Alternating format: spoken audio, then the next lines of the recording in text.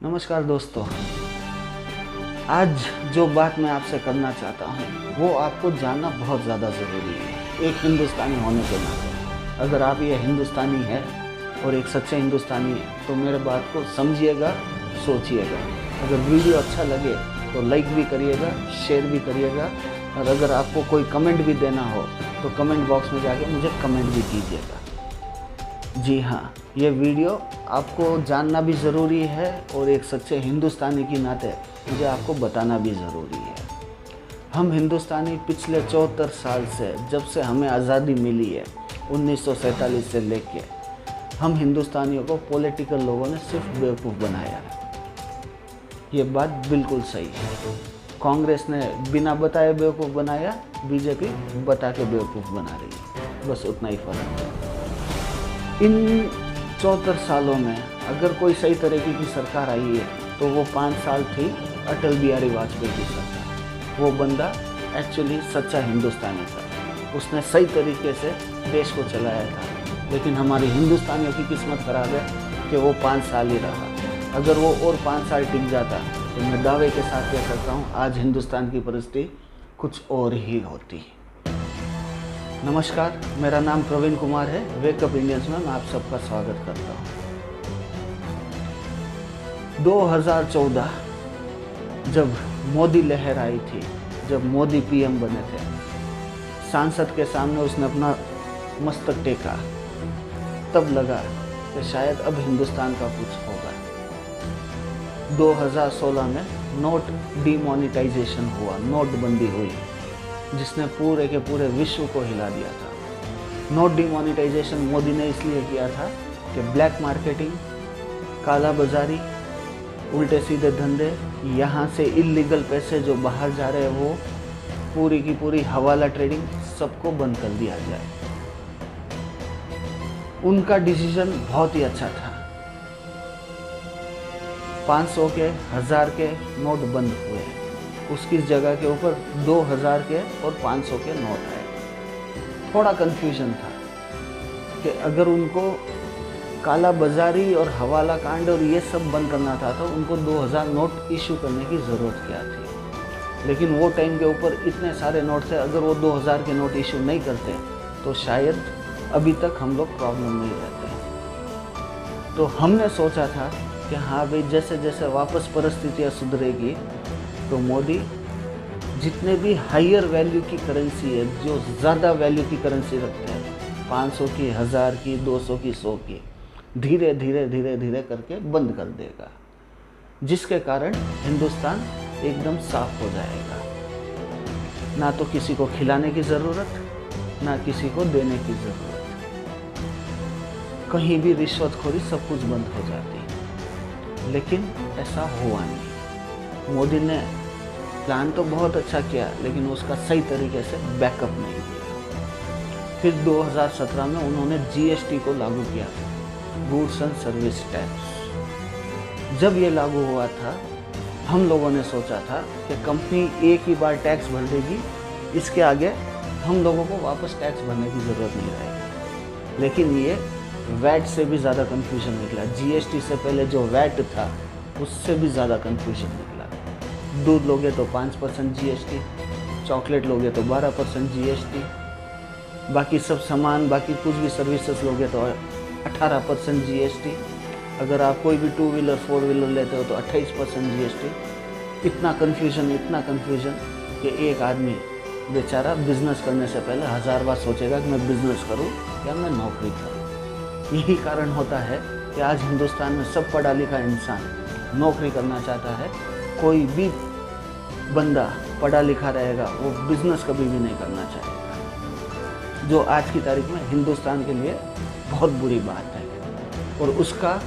और उसकी जवाबदारी पूरी की पूरी सरकार की है। अगर किसी इंसान को कोई भी बिजनेस करना रहता है तो सबसे पहले रजिस्ट्रेशन कराओ, फिर लेबर लाइसेंस लो, फिर ये लाइसेंस लो, फिर भाटा डिगरा, फिर जीएसटी लो, फिर जीएसटी को हर महीने के महीने उसके सेल्स और टर्नओवर पूरा का पूरा बताओ, फिर उसी का 8% मार्जिन के हिसाब से इनकम टैक्स को बताओ। अरे ये हिंदुस्तान में हो क्या रहा है? क्या हम लोग हिंदुस्तान में नौकर की ज़िंदगी जी रहे हैं कि वो जैसे बोलेंगे हम लोग करते रहेंगे? पूरा का पूरा डेड। ना तो उनका नोट डिमोनेटाइजेशन चला, ना जीएसटी चला। जहाँ पहले था हिंदुस्तान, आज भी वहीं का वहीं है, उल्टा और गरीबी हो रहा है, अच्छा कुछ भी नहीं हो रहा है। इसी बीच में एक ऐसी लहर आई जिसने पूरे के पूरे विश्व को हिला दिया, जिसके बारे में आप सब लोग जानते हो, कोविड-19, कोरोना। दिसंबर 8 चाइना ने डिक्लेयर किया था फर्स्ट पेशेंट कोरोना का। हिंदुस्तान में सबसे पहले कोरोना का पेशेंट आया था 27 जनवरी को। ठीक है, जब 27 जनवरी को हिंदुस्तान में सबसे पहले पेशेंट आया था, तब भी साइंस के हिसाब से, WHO के हिसाब से सब ने डिक्लेयर कर दिया था कि ये बहुत बड़ी महामारी है। तब हिंदुस्तान ने इंटरनेशनल फ्लाइट्स, इंटरनेशनल लैंडिंग को बंद क्यों नहीं किया? जनवरी से लेके मार्च 23-24 तारीख तक 2020 तक लोगों का आना जाना वैसे ही चलता रहा। पहली पेशेंट जो आई थी कोरोना की, वो थी 20 साल की एक लेडीज़ केरला में, जो वुहान से आई थी, चाइना से। जब हमें पता चल गया था हाँ भाई चाइना से एक लेडी आई है, उसको कोरोना है, तो बाकी लोगों का भी आना जाना बंद कर सकते हैं। अगर कोई हिंदुस्तानी हमारा बाहर फंसा हुआ है तो उसको हम लोग आराम से यहाँ पे बुला के पूरा का पूरा कोरोना के सिम्टम्स के हिसाब से उसका सही तरीके से टेस्ट करके फिर उसको हम लोग अंदर ले सकते थे। लेकिन इन 2 महीनों में उन लोगों ने कुछ भी नहीं किया। लोग ऐसे ही आ रहे थे, ऐसे ही जा रहे थे। धीरे धीरे केस बढ़ा और कोई भी मतलब एडवांस प्लानिंग नहीं। 23 तारीख को मोदी जी डिक्लेयर करते हैं कल से लॉकडाउन। कोई आदमी बेचारा बेंगलुरु का रहने वाला, वो कलकत्ता में फंसा है तो वो फंसा हुआ ही है, मोदी को क्या लेना देना। कोई गरीब बेचारा जिसको रोज़ खाने पीने के लिए पैसे होते हैं, जो रोज़ कमाता है रोज़ खाता है, जब उस गरीब की नौकरी चली गई, उसको खाने पीने के लिए क्या चाहिए, क्या होना चाहिए, क्या नहीं होना चाहिए, मोदी को कोई लेना देना नहीं। आदमी घुट घुट के मरता रहा पूरे 1.5 साल में। लाखों रुपए के नुकसान हुए, दुकानें बंद रही, लोग डर डर के जीने लगे। किसकी वजह से? मोदी की वजह से। क्योंकि जो मोदी करता है एकदम अचानक करता है, एक सेकंड में। जैसे नोटबंदी हुई थी, 7 बजे डिक्लेयर करता है कि 8 बजे के बाद नोट नहीं चलेंगे। जब लॉकडाउन हुआ था 23 तारीख को डिक्लेयर करता है कि 24 तारीख से संपूर्ण लॉकडाउन। आदमी जी रहा है तो जीने दो, मर रहा है तो मरने दो, कोई एडवांस प्लान नहीं। तो इन 6-6.5 सालों में जो मैंने देखी है ज़िंदगी, वो मैं आपको बता रहा हूँ। ये एक्चुअली सही नहीं है। ये हम लोगों को डरा डरा के रख रहे हैं और हम लोग डर डर के जी रहे हैं। कब तक? पहले कांग्रेस डराती रही, फिर बीजेपी डराती रही। बस यही रह गई हमारी ज़िंदगी हिंदुस्तान में।